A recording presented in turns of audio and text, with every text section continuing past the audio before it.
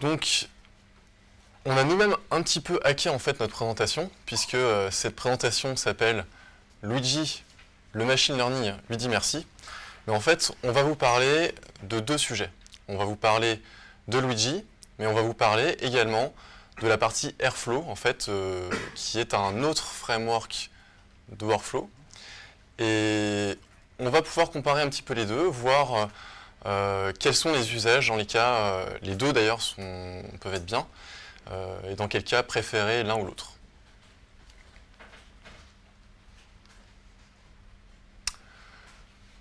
Donc voilà les logos de nos deux frameworks. Alors, juste un petit mot en fait pour vous expliquer pourquoi est-ce qu'on a mis ces outils-là dans la partie craftsmanship, dans la soirée craftsmanship du mois de la data. Tout simplement, jusque-là, on a vu finalement comment avoir une bonne qualité de code lorsqu'on est en période de développement. Comment ne pas faire de régression lorsqu'on code.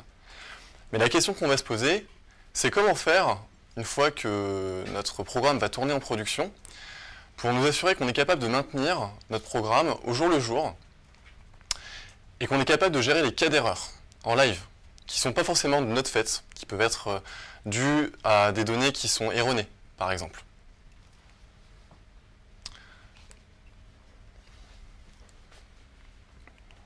Donc, en fait, voilà quel sera notre plan aujourd'hui.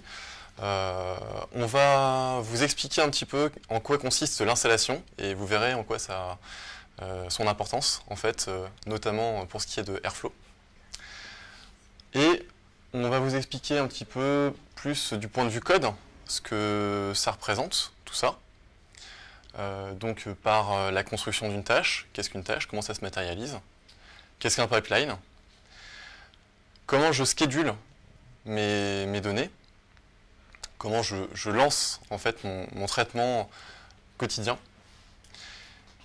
Et on va parler un peu plus de vie, de runtime en fait, quotidien. Donc la partie parallélisation, est-ce que je suis capable et quelles sont les contraintes en fait pour réussir à lancer plusieurs tâches en parallèle. Comment je fais quand j'ai un problème en production, comment ces outils vont m'aider en fait à traiter mes erreurs de manière automatique, de manière semi-automatique, donc par les reprises et rattrapages. Et on va parler un petit peu plus de réutilisabilité, donc par les paramètres et par d'autres moyens dont je vous laisse la surprise pour cette présentation. Et la dernière partie en fait de cette présentation, qui sera peut-être la plus importante finalement, sera la gestion automatique de vos erreurs. Et on verra comment on vous aide à les gérer de manière automatique. Donc, pour commencer, un petit peu d'histoire. Donc, le premier de ces deux outils à être né, c'est Luigi, qui a été créé par Spotify, une startup quand même assez innovante du web. Ça date de septembre 2012, donc une certaine maturité maintenant, puisqu'on est en 2017, donc ça fait 5 ans déjà que ce framework existe. On a version 2.6 et on a 3410 commits.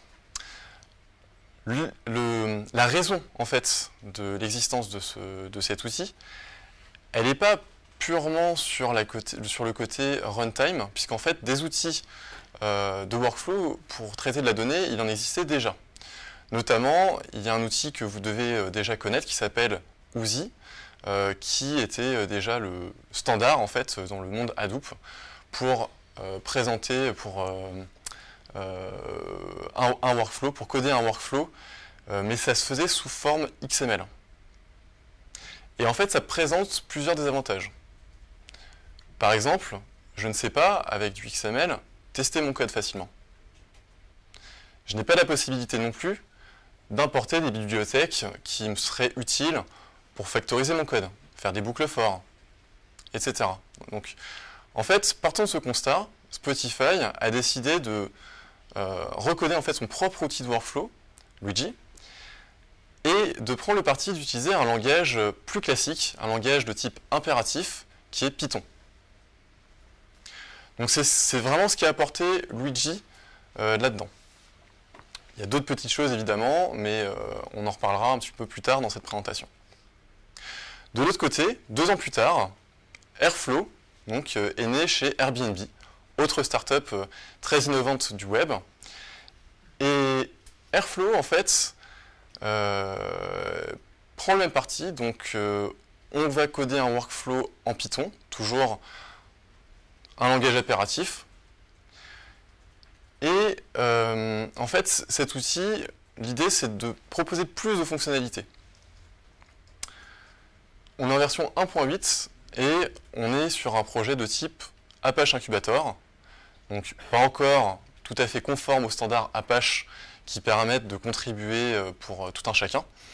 Mais néanmoins, un projet qui est très en vue et donc qui a le vent en poupe et qu'il faut avoir en tête lorsqu'on doit commencer à coder nos propres workflows. Et donc, la guerre des chiffres. 3874 commits, ces chiffres datent un petit peu, c'était il y a 3 semaines, donc ça a peut-être encore changé. Mais vous voyez que déjà, en 2 ans, en fait, Airflow a rattrapé Luigi, donc c'est un projet qui est très vivant, qui est très actif. Donc, pour commencer, on va parler de la partie installation de ces 2 outils. Okay. En Luigi, vu que c'est un framework Python, rien plus simple qu'installer en lançant une commande pip install Luigi, ce qui installe l'ensemble des composantes de Luigi. Pour Airflow, la situation est un peu différente. Je sens que tu essaies de me dire qu'en fait avec Airflow c'est un peu plus compliqué. Oui. Et en fait c'est vrai. A priori, avec Airflow, en fait, ça a l'air d'être tout simple comme ça. Ça peut marcher de faire un pip install Airflow pour du POC. Par contre, lorsqu'on veut mettre en production, lorsqu'on veut paralléliser des tâches, en fait, il va falloir installer tout un tas de dépendances. Mais là, je suis devant l'écran, là.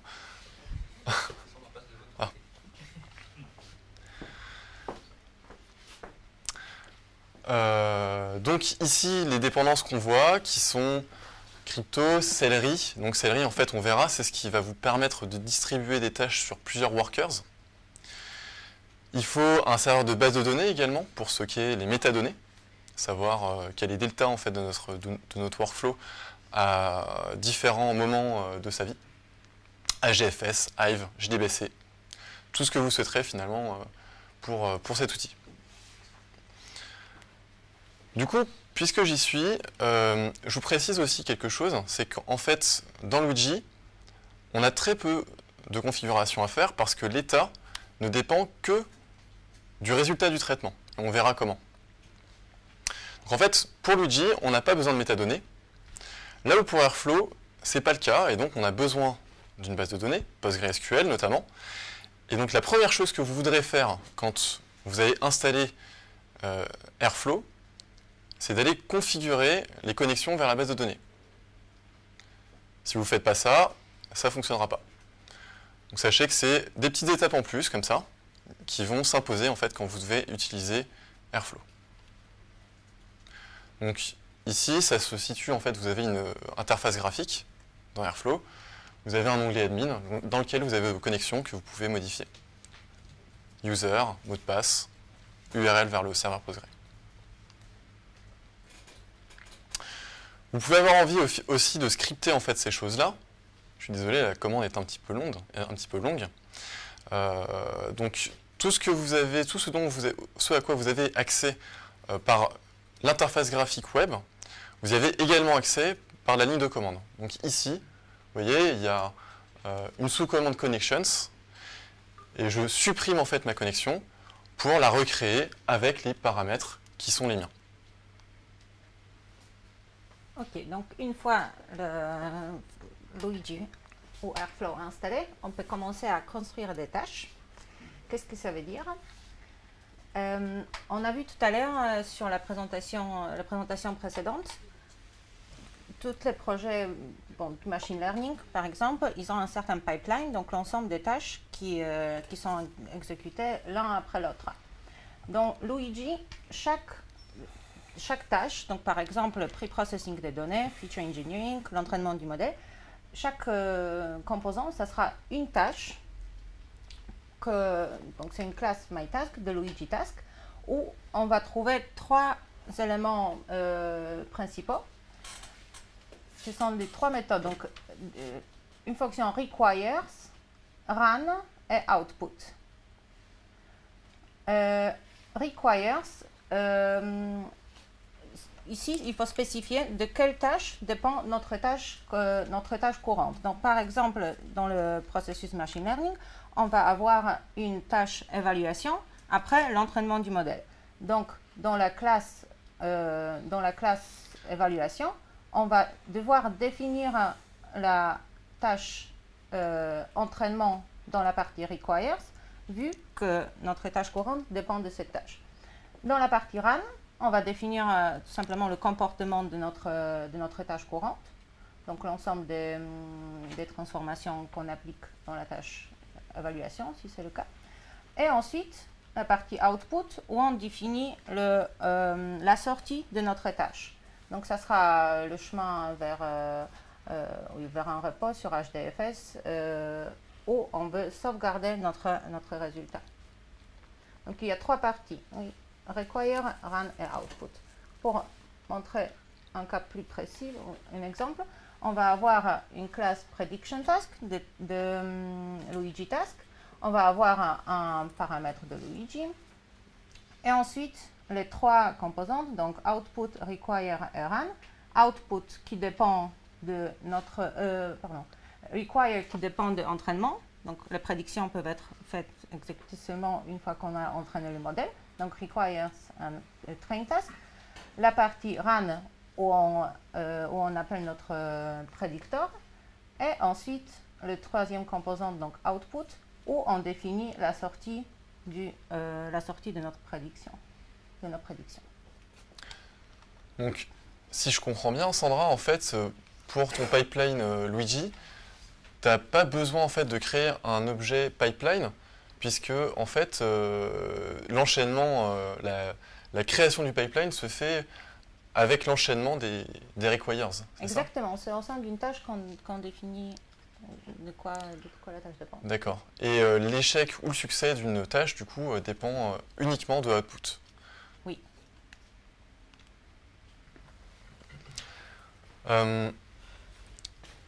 Pour Airflow, donc c'est globalement la même chose, c'est juste un petit peu moins verbeux. Donc ce qu'on appelait task dans le monde Luigi, en fait, on appelle ça un opérateur. Je peux appeler toutes sortes d'opérateurs. L'opérateur, on va dire, le plus basique, c'est bash opérateur. Hein. C'est celui qui me permettra finalement d'appeler un petit peu tout ce que je veux dans le monde extérieur, puisque c'est pas parce que je suis dans un monde Python pour écrire mon workflow que ce que je vais appeler, c'est du Python. Mais j'ai ici donc un Python opérateur qui va donc référencer une tâche, donc en fait une fonction qui est dans mon code. Donc la fonction run ici, donc j'avais sans parenthèse en fait pour avoir juste la référence vers cette fonction et pouvoir l'exécuter plus tard. Je référence une task ID, enfin je donne un nom à cette tâche et je référence ici ce qu'on appelle un DAG. En fait, un DAG, c'est un synonyme pour workflow. DAG, ça veut dire Directed Acyclic Graph. C'est un workflow. Donc quand je parle de DAG ou quand je parle de workflow, c'est la même chose. Donc, je peux écrire en fait ensuite l'enchaînement de mes tâches, puisque là vous voyez ici, j'ai pas de fonction, j'ai pas d'attribut requires. Donc quand je veux définir l'enchaînement de ces tâches en fait qui vont constituer un pipeline dans leur ensemble, je peux utiliser cette syntaxe-là. Set upstream, donc là, je pars de la fin et je définis quelle est la tâche qui est au-dessus de moi. Mais ce qui est très cool, en tout cas moi j'aime beaucoup, c'est que je peux aussi décrire un pipeline de manière très synthétique avec cette syntaxe-là, avec ce qu'on appelle le bit shift operator. Et donc ici c'est très clair, j'ai une première étape qui est feature engineering, une deuxième étape qui est train, et ensuite je vais exécuter en parallèle 2 tâches qui seront mes tâches de prédiction et d'évaluation, puisqu'elles ne sont pas interdépendantes. Ok, donc une fois qu'on sait comment construire des tâches, on peut passer à la partie visualisation du pipeline, création du pipeline. Ça, c'est une visualisation qui vient avec Luigi. Donc, on va trouver l'interface graphique avec les différents onglets. Ici, on est sur la partie Dependency Graph. Et qu'est-ce qu'on trouve? Donc, tout en bas, oui, tout en bas, c'est pas très intuitif, on trouve la première tâche qui est Feature Engineering. Ensuite, la tâche qui dépend de tâche Feature Engineering se trouve juste au-dessus. Donc, c'est une task. Ensuite, Train Task. Et suite à l'ensemble suite à la méthode require qu'on a définie dans chaque task, cette graphe peut être construite avec l'ensemble des dépendances. Donc on voit, on a Feature Engineering, Tune, Train, ensuite Predictions, Évaluation, et après un wrapper task qu'on va voir à la fin. Le point vert correspond à le statut de chaque tâche. On peut avoir les différents statuts. Donc ici, on a le statut done. Mais une fois qu'on commence à lancer le projet, on va avoir l'ensemble des tâches. C'est là qui sera en running, donc en bleu. Et ensuite, tous les autres en attente, donc en jaune. Si jamais il y a une erreur, ça sera en rouge. Donc on peut suivre l'ensemble de l'exécution sur cette graphique. Et ensuite, la visualisation un peu plus globale de toutes les tâches agrégées. Chaque tâche est définie dans cette table. On a le statut, on a un petit bouton bleu où on peut voir l'exécution et l'ensemble des logs de tâches. Si jamais il y a une erreur, c'est ici, on pourra voir où est-ce que la tâche a échoué. Et la vision agrégée sur toutes les tâches qui sont en attente, tout ce qui est en train de tourner, tout ce qui était fini, et voilà. Donc toute la partie visualisation, monitoring de l'exécution. Merci. Donc, côté Airflow, on a des visualisations qui sont très similaires.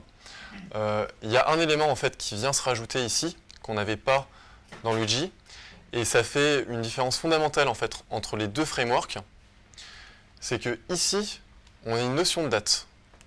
Vous voyez ici, on a des petits points verts qui correspondent en fait au cycle de vie du pipeline, et les petits carrés qui sont en fait alignés avec leurs tâches et qui nous indiquent un succès ou un échec de la tâche en question. Ça, c'est pour avoir le point de vue avec un calendrier, en fait, un historique des exécutions. Si je veux un pipeline en particulier, j'ai une vision qui est un petit peu plus agréable à avoir, avec donc juste l'enchaînement de mon pipeline, là où tout à l'heure, en fait, j'avais un truc un peu barbare à gauche sur l'enchaînement de mes tâches.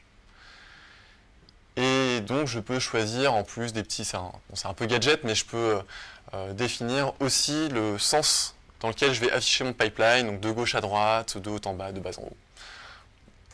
Ça, c'est la partie visualisation. Mais en fait, ce qui est très chouette avec cette vue-là, avec cet écran, c'est que non seulement je peux visualiser, mais en plus, je peux interagir avec mes tâches. Donc, chacune des tâches, en fait, chacun des rectangles ici, je peux cliquer dessus, et je peux aller voir les logs de cette tâche. Et je peux relancer cette tâche. Et je peux faire en fait toutes sortes d'actions. Je peux la déclarer comme en échec ou en succès. Faux négatif, faux positif. Donc cet écran en fait est un véritable point d'entrée pour interagir avec ce qui s'est passé en production au niveau de mes tâches.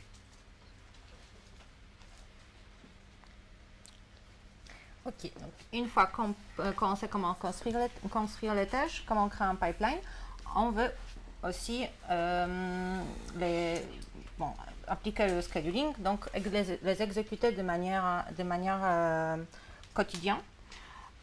Pour Luigi, il n'y a pas de scheduler qui est intégré dans Luigi. Ce qu'il faut utiliser, ce que j'utilise dans ce cas-là, c'est simplement le cron. Donc je vais lancer ma tâche Luigi, oui, chroner tous les jours, tous les heures, dépendant du besoin. Mais il n'y a pas de scheduler qui est intégré dans Luigi. Contrairement à Airflow. Donc, dans Airflow, je peux exécuter mes tâches de manière extérieure, avec une cron tab également.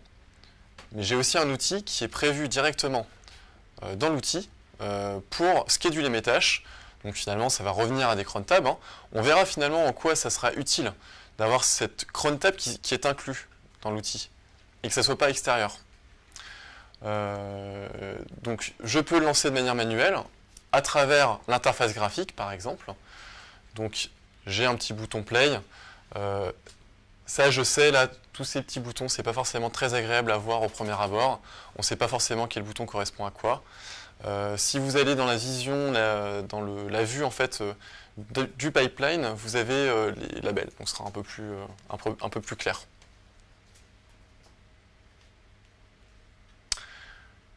Mes expressions cron tab, du coup, je peux les écrire telles quelles, ou bien je peux utiliser des petites expressions qui sont presets en fait, comme @hourly, qui me permet de ne pas avoir à chercher sur Google à chaque fois mon expression cron tab parce qu'on ne s'en rappelle jamais.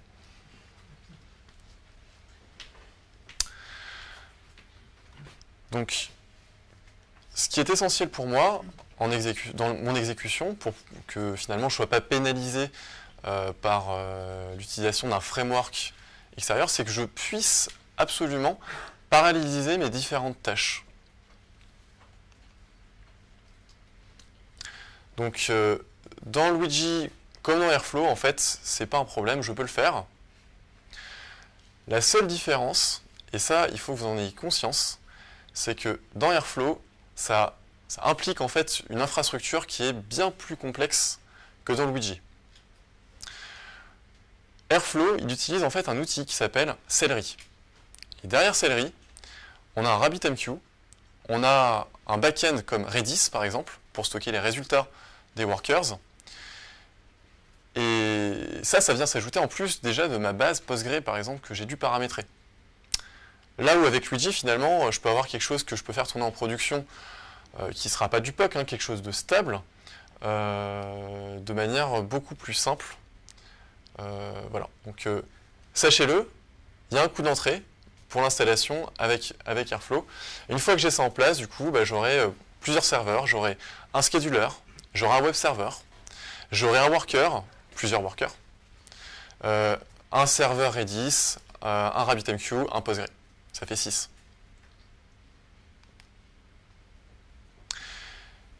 Mais moi, ce que je veux par-dessus tout, c'est pas passer 50% de mon temps à débugger ce qui se passe en production et à trouver un moyen finalement intelligent de relancer ce qui s'est passé en production dans le passé, juste parce que j'ai eu, sur mes 8 heures d'exécution, une étape qui a échoué au bout de 6 heures. Si ça m'arrive, je vais donc chercher un moyen, je vais commenter si j'ai par exemple un script bash pour coordonner en fait mes différentes tâches. Je vais commenter peut-être les premières lignes, etc. Non.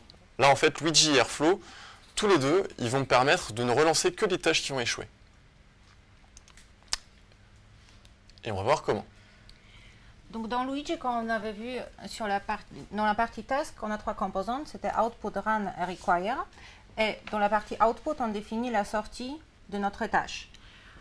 Du coup, une fois qu'on va vouloir relancer le projet pour le jour donné, pour l'ensemble des données qu'on veut, là, Luigi va d'abord voir si l'output existe et ensuite, s'il n'existe pas, il va lancer l'ensemble des tâches.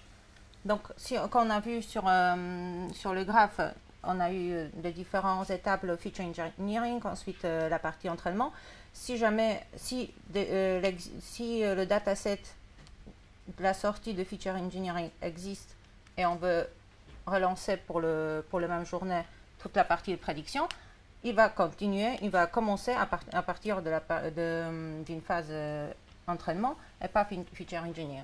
Donc d'abord, il va vérifier si l'output existe et ensuite lancer s'il n'existe pas. Donc c'est cette structure-là en fait qui fait qu'on n'a pas besoin de métadonnées dans Luigi, puisqu'en fait, il ne fait que regarder l'existence du fichier de sortie. Dans Airflow, en revanche, ils ont fait le choix de sortir en fait le critère de décision de est-ce qu'une tâche est en échec ou en succès de la notion de sortie sur nos données traitées. Donc on relance en fonction de ce qu'on a stocké dans les métadonnées. Ça implique des complications en termes d'infra, en termes d'install. Par contre, ça me permet éventuellement de dire j'ai une output, mais moi je sais que cette sortie en fait, elle est incohérente et je veux qu'elle soit considérée comme échouée. Dans Airflow, quelque chose qui va beaucoup m'aider si je dois faire des reprises de données, c'est la notion d'intervalle de date. Dans Airflow, j'ai une commande qui s'appelle backfill et qui en fait va m'aider par exemple si j'ai des clients qui vont avoir des nouvelles données. Donc reprenons en fait notre exemple de tout à l'heure avec savoir est-ce que je match en fait avec telle personne, est-ce que ça vaut le coup que je la rencontre et qu'on boive un verre ensemble ou pas. Il se peut que par exemple on ait rajouté un nouveau type de hobby, donc par exemple les jeux de cartes.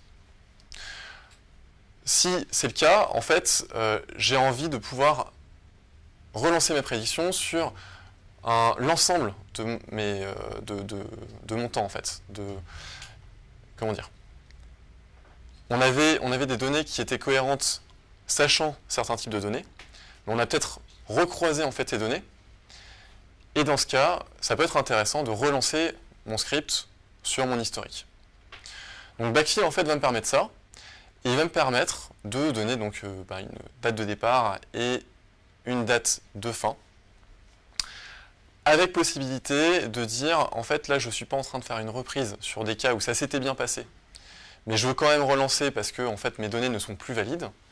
J'ai une option "-catch-up", qui n'a rien à voir avec la maillot, et qui me permet de faire un rattrapage uniquement sur les pipelines qui sont en échec.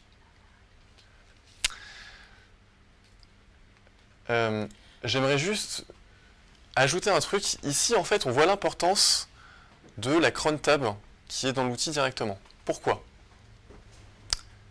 Je ne sais pas si vous avez déjà une idée.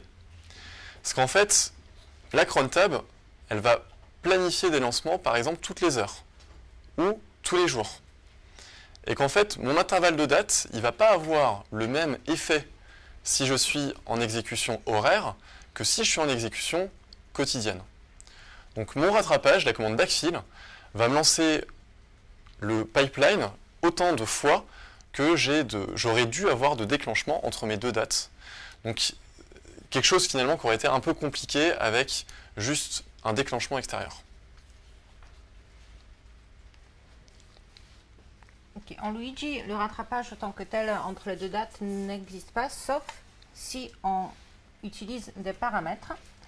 À chaque tâche Luigi, on peut passer des paramètres qui peuvent être ensuite ajoutés dans la ligne de commande. On peut ajouter le paramètre, par exemple, de modèle type, qui est Luigi paramètre et on peut l'appeler directement dans notre script shell. Donc, si jamais on veut faire le rattrapage sur plusieurs jours, on peut créer un paramètre date, ou même les deux dates pour faire le rattrapage entre les deux dates qu'on va passer en paramètre. Par contre, cette opération doit être plutôt codée à la main, codée en script shell, que ce n'est pas vraiment Luigi qui nous apporte cette solution, ni son interface.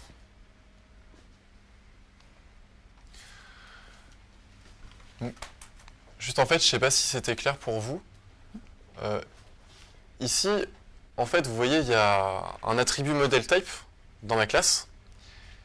Et c'est tout ce qu'on a fait en fait pour créer un paramètre. Donc il y a une espèce de mécanisme de réflexion dans Luigi qui va aller voir les attributs dans la classe task qu'on aura définie et qui va me permettre de le retrouver en fait en ligne de commande. Avec donc juste une petite subtilité qui pourrait vous faire perdre du temps. Donc sachez-le, les underscores qui sont présents dans le code sont transformés en dash ici. Voilà, il faut le savoir parce que sinon, en fait, on comprend pourquoi le paramètre n'est pas présent lorsqu'on lance la ligne de commande.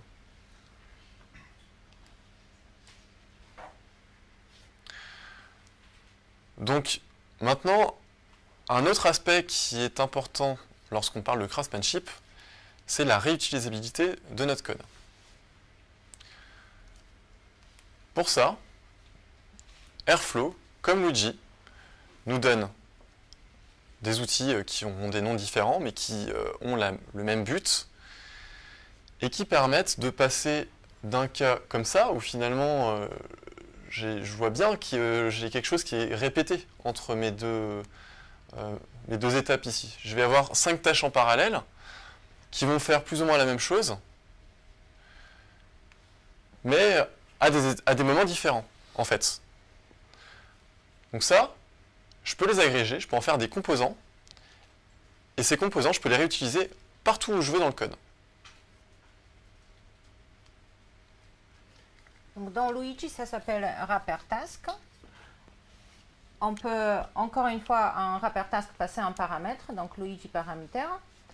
Et ensuite, on définit l'ensemble des tâches qui sont des composantes de notre wrapper task dans la partie require. Donc ici, on ne va pas trouver le output, on ne va pas trouver le run, mais juste la fonction require avec l'ensemble des tâches qu'on veut assembler.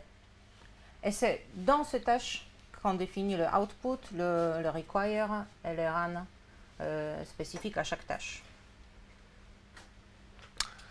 Dans Airflow, ça s'appelle un subdag. Donc quand je veux utiliser des composants comme ça, des tâches qui sont prédéfinies, qui sont préassemblées d'une certaine manière, finalement, je réutilise un autre DAG qui est dans mon code. Donc j'ai créé un DAG exactement pareil que comme si c'était mon DAG principal, et je le référence dans ce qu'on appelle un subdag operator, et qui me permet de lancer des DAG autres, extérieurs.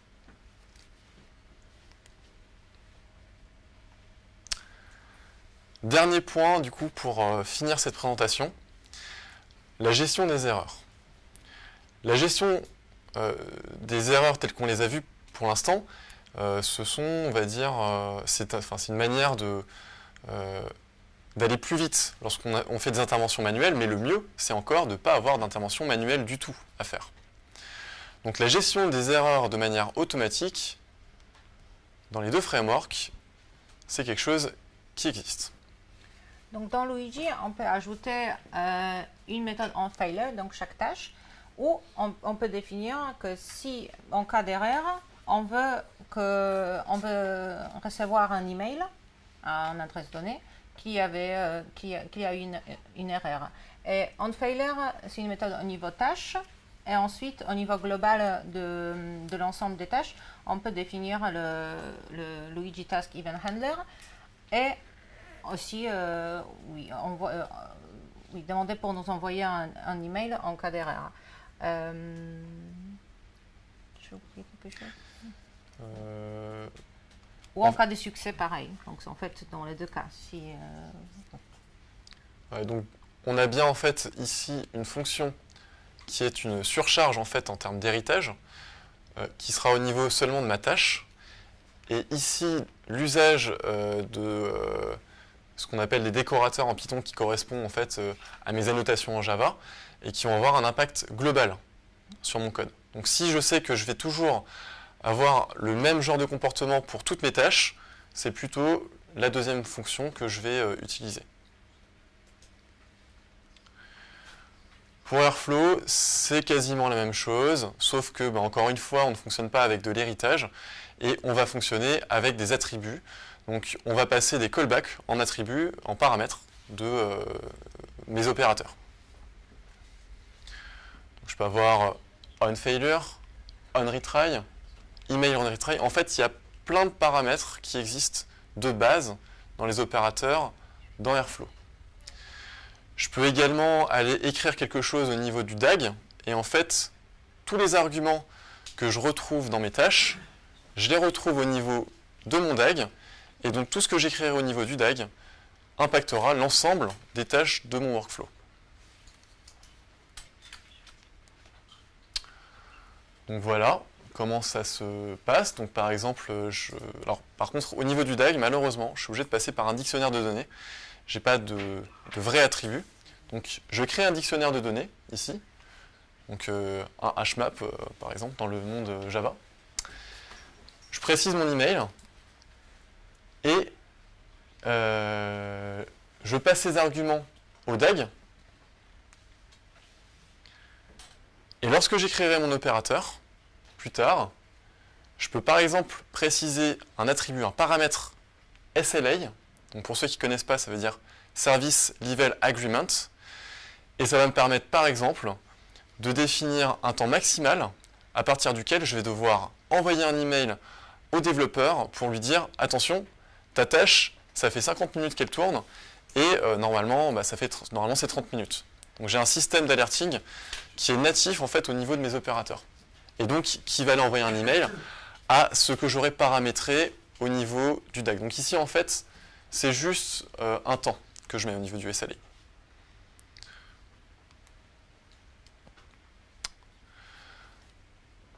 Alors, du coup, on a terminé cette présentation. Pour résumer, en fait, ce qu'il faut que vous reteniez de ce qu'on vient de vous présenter, c'est que déjà, si vous devez traiter de la donnée, en fait, peu importe finalement ce que vous utilisez. Si vous utilisez Airflow ou vous utilisez Luigi, peu importe, mais utilisez quelque chose, parce que sinon, en fait, vous allez vous retrouver à vraiment passer beaucoup de temps à maintenir votre production. Voilà, enfin, on l'a appris dans la douleur, donc ne le faites pas sans outils.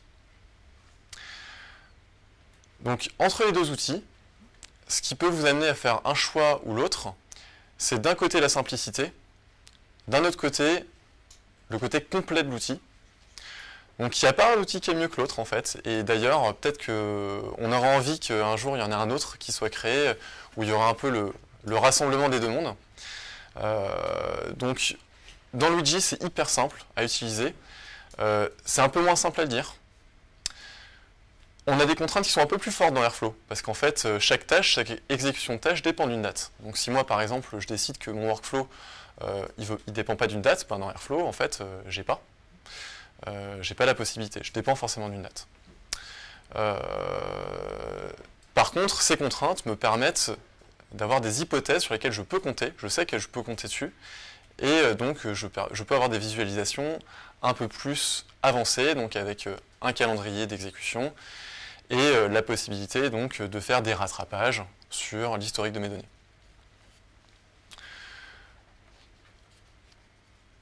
Donc voilà, c'est tout pour nous.